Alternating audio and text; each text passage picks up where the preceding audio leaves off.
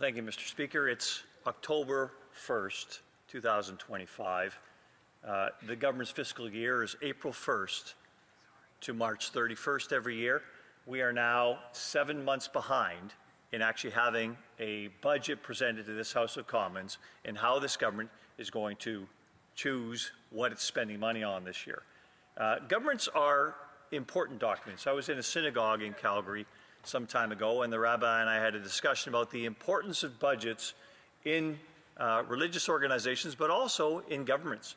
And they're important documents because they represent choices, they represent priorities, and they represent respect for other people's money. Now, this budget is thus not showing any of those. There is no priority listed for 7 months now into this fiscal year.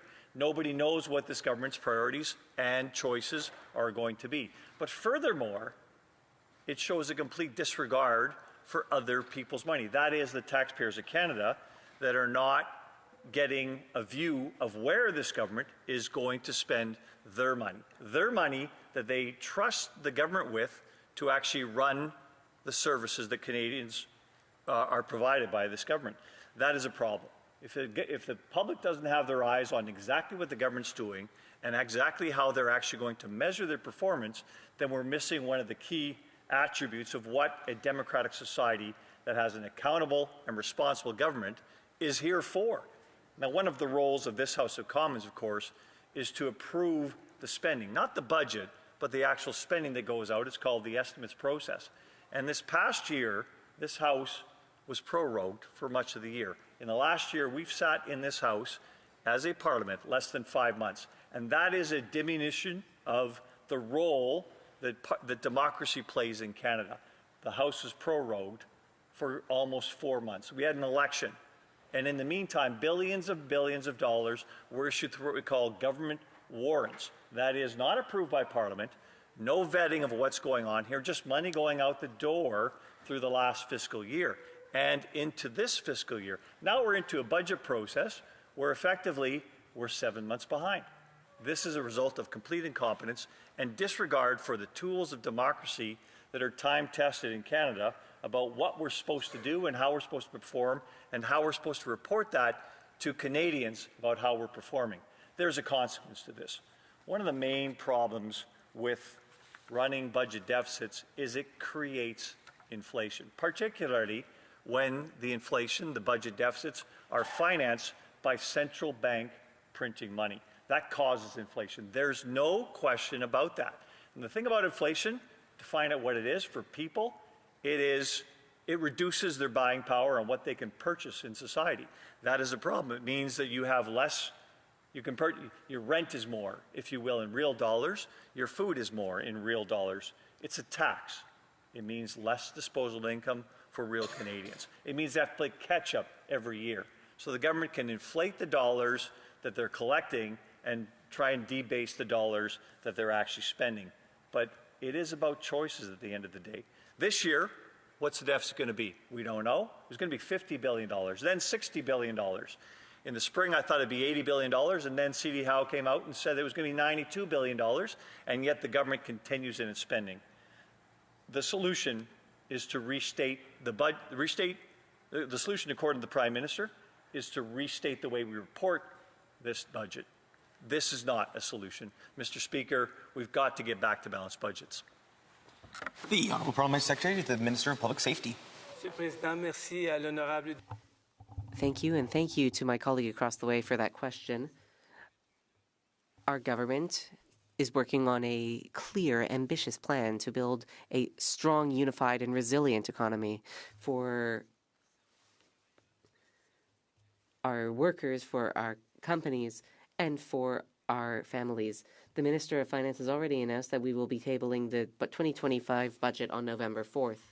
Faced with a series of historic challenges, unjust American tariffs,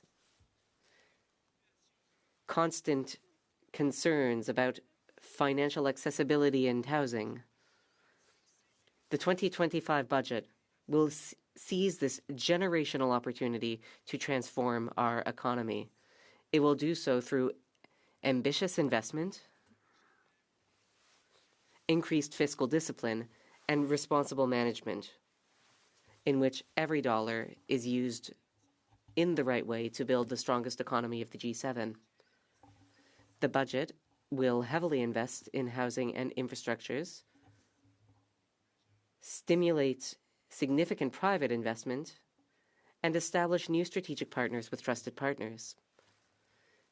At the same time, our government is putting in place new fiscal discipline in our day-to-day activities, guaranteeing more effective and reliable public services.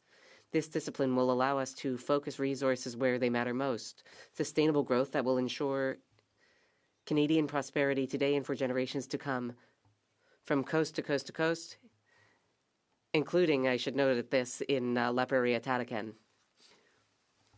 We are redoubling our efforts to make housing more affordable.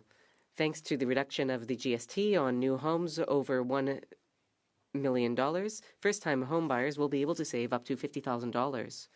And for new homes between $1 million and $1.5 million, a partial GST reduction will apply in order to help more Canadian families purchase their first homes. In that same bill, Mr. Speaker, we removed the consumer carbon tax so we could focus on pricing the pollution of major emitters. The recent launch of Build Canada Homes, to cite another example, will allow us to build more new housing so that we can further reduce housing costs by increasing supply. And it's not just the housing sector that we are overhauling.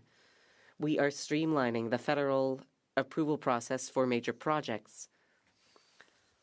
And why are we doing all of this, Mr. Speaker? Because Canadians gave us a clear mandate to take bold measures to stimulate economic growth, create well-paying jobs, and ensure that Canadians fully benefit from the innovation and exceptional talent that characterize our country. From our robust free trade agreements, to our collective wealth, to our unique prosperity.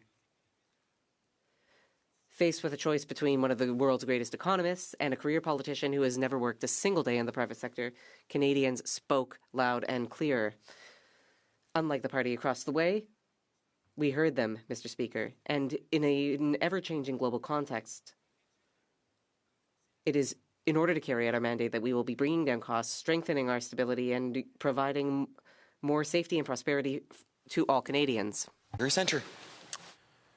Well, thank you, Mr. Speaker. I've spoken about the importance of budgets in the democratic process and in the Canadian context here as well. I didn't hear any response to that at all from the government side. And the issue is, of course, is that this is time-tested democratic instruments that we have. We are the institution here, the House of Commons, that authorizes this. But Canadians have to have their eyes on what their government is spending money on and why the deficits are getting so large, because it has already become a large problem. It is going to become a bigger problem. Now let's accept that we have a government now run by a central banker. And central bankers have a penchant for solving the problem by printing money. Printing money is going to cause inflation. We know this. This is time-tested. This is known around the world. And inflation is going to cause heartbreak and heartache in so many sectors of our economy. This is the big issue here. Will the government please get ahead of the deficit issues, because it's going to cause significant financial pain for all Canadians? The Honourable Parliamentary Secretary. Mr. Speaker, I respect the opinion of my colleague from Calgary Centre. We spent the entire summer crisscrossing the country from coast to coast to coast, and now we know what Canadians expect from our budget. The 2025 budget will be the next step in our plan to drive investment and build a strong and unified Canadian economy. An economy that will create better-paying jobs, drive up incomes, and withstand worldwide shocks. The strongest economy in the G7. The 2025 budget will highlight the fact that our actions are guided by new fiscal discipline. We will spend less so that Canadians can invest more. We will reduce public spending and focus our efforts on investment that will boost economic growth. It's coming up on November 4th, 2025, Mr. Speaker. Order.